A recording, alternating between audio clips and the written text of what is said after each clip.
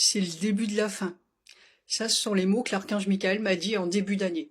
Tout comme il y a exactement 10 ans, en vérité, en juillet 2026, il m'avait dit, ou plutôt l'archange Ariel, et Michael a appuyé derrière parce que je comprenais pas trop où il voulait en venir, qu'on allait avoir très très chaud. Je me rappelle j'étais en train de rouler, j'habitais à ce moment-là vers Rivesaltes.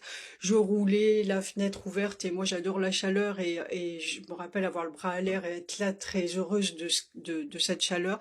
Et ils m'ont dit, mais tout naturellement, ils te disent ça tout naturellement, qu'il allait faire très très chaud, qu'il allait y avoir des incendies, des inondations. Ok, et je lui dis et après, et ils m'ont dit les insectes. Et c'était pas évident pour moi que ce soit ce qu'il a dit en début d'année, hein, même pourtant depuis 10 ans que je les pratique. Ou voilà, eux ils te disent ça avec un naturel, et en fait ça touche un peu toutes les strates de la vie, ou ça peut toucher toutes les strates de la vie, un peu comme quand tu tires une carte, ça peut aller toucher plein de choses, de domaines, ou il peut y avoir plein d'interprétations. Voilà, donc on ne sait pas forcément laquelle il faut mettre. Moi, je prends ce qui vient et je dis, ah bah oui, là en effet, c'est le début de la fin. Ah bah là, en effet, etc. Et puis là, maintenant avec les événements, bah en effet, c'est vraiment le début de la fin.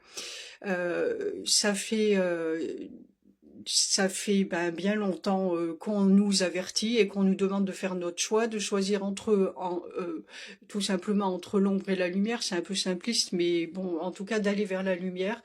Là, on n'a plus trop le choix maintenant. On l'a plus du tout même, et ça va devenir très compliqué parce que c'est plus facile de faire les choses quand on a le choix et qu'on les fait tranquillement dans la paix, une paix relative, que de faire des choix cruciaux pour notre vie et courageux en plus quand on est dans la tourmente.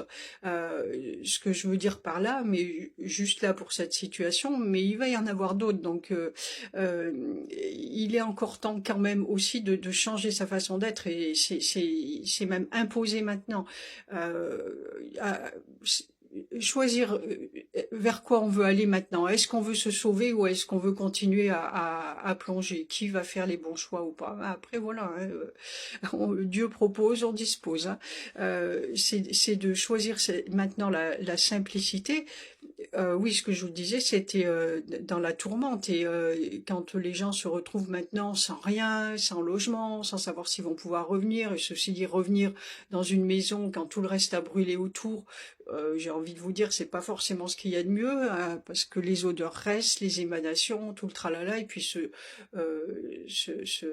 cet environnement apocalyptique n'est pas vraiment ce qu'on souhaite à personne.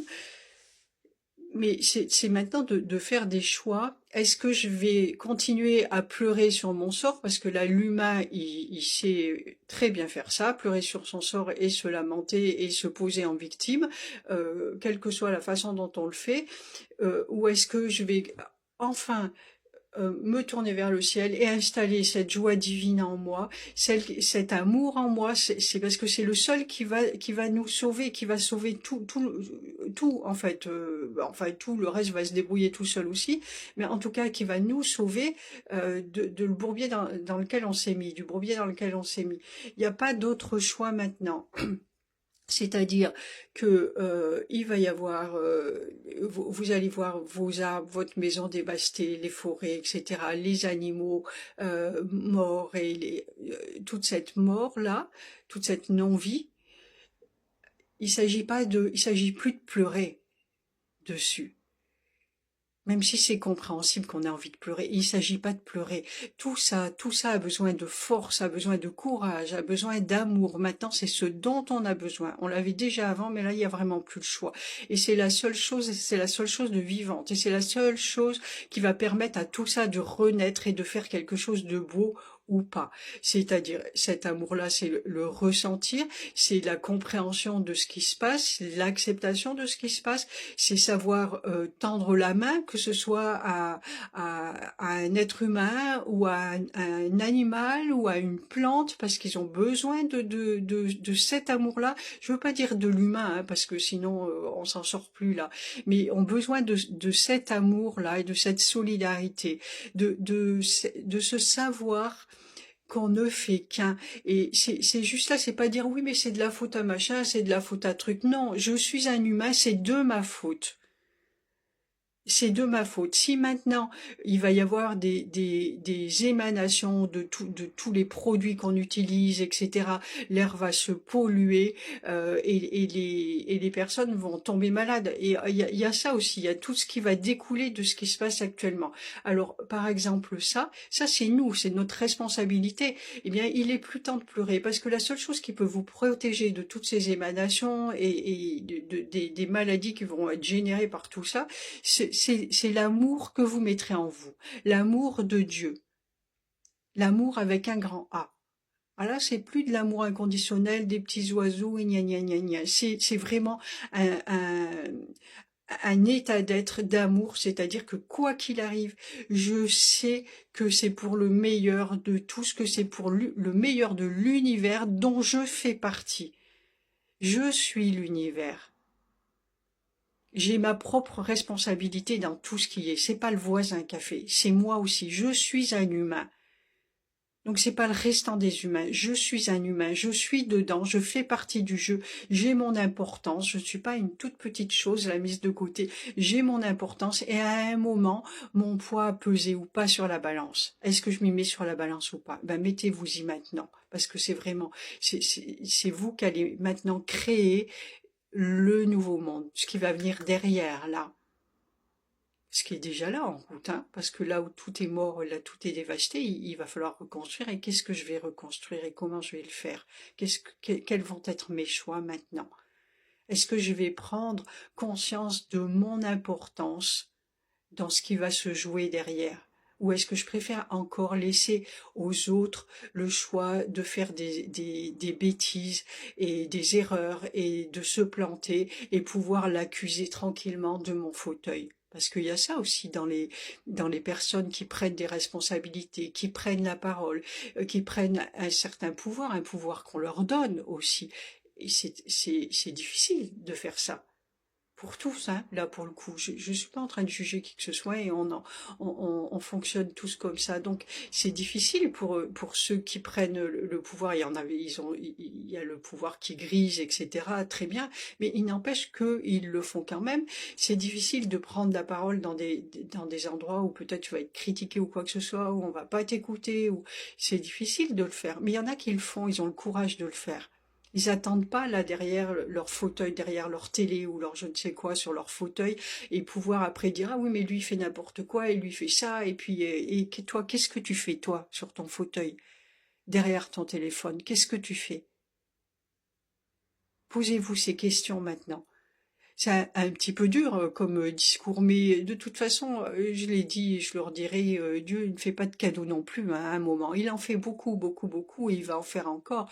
Mais il faut que vous fassiez ce qu'il faut pour les recevoir, les cadeaux. Je dirais même pas les mériter, c'est les recevoir. Parce que là où votre cœur est fermé, là où vous êtes fermé à la lumière, vous ne pouvez pas recevoir. C'est pas qu'on veut pas, c'est que vous ne pouvez pas. Donc c'est d'abord à vous de faire le premier pas. Aide-toi et le ciel t'aidera. Ouvrez votre cœur, ouvrez-vous à vos erreurs. Soyez capable d'aller voir les erreurs que vous avez faites. Soyez capable d'aller voir vos ombres à vous. Il est jamais trop tard et vous avez le choix là maintenant. Il ne s'agit pas de partir dans des grandes thérapies ou quoi, mais de dire ok, j'ai fait des bêtises. Qu'est-ce que je fais maintenant? Est-ce que je continue à faire la même chose? Est-ce que je m'enferme dans ce schéma-là en disant ben non, je peux pas changer ou est-ce que je change là directement là à l'instant? Je dis ok, ça c'est terminé pour moi. Je ne fais plus ça. Je prends conscience que ce genre d'acte est nocif pour tout ce qui est. Je ne le fais plus. Maintenant, je pense autrement. Je pense en termes d'humanité, je pense en termes de tout, je pense en termes de fraternité, de solidarité. C'est ce qu'on vous demande de faire maintenant. La solidarité, l'humanité, l'humanité. Pas un humain plus un humain plus un humain, un être humain plus un être humain plus un être humain. L'humanité dans le sens que, j'ai envie de dire, tout ce qui est peut être humain dans le sens où être beau, beau tout simplement. Pas à l'extérieur, à l'intérieur. être une belle personne à l'intérieur, avec des belles pensées, avec des belles intentions. Et là, vous allez avoir toute l'aide du ciel. Croyez-le, croyez-le. La lumière est à l'affût, elle est à côté de vous, elle regarde, la lumière observe, elle pose des actes et elle regarde. Qu'est-ce qu'ils vont faire avec ça? Je l'ai déjà dit, hein. Qu'est-ce que vous allez faire avec cet outil? On vous regarde. Et là où on verra une petite lumière s'allumer, on va s'engouffrer dedans. Ça, soyez-en sûrs. S'engouffrer pour la faire grandir, grandir, grandir. Parce que tous, on en a besoin de cette lumière. Donc là où vous allez allumer une étincelle, on va faire grandir ça. Un peu comme le feu. On met une étincelle et ça grandit. Pourquoi? Parce qu'il y a besoin de cette ombre-là pour pouvoir faire émerger la vraie lumière. Réfléchissez bien à tout ça, écoutez ça avec votre cœur et laissez-le,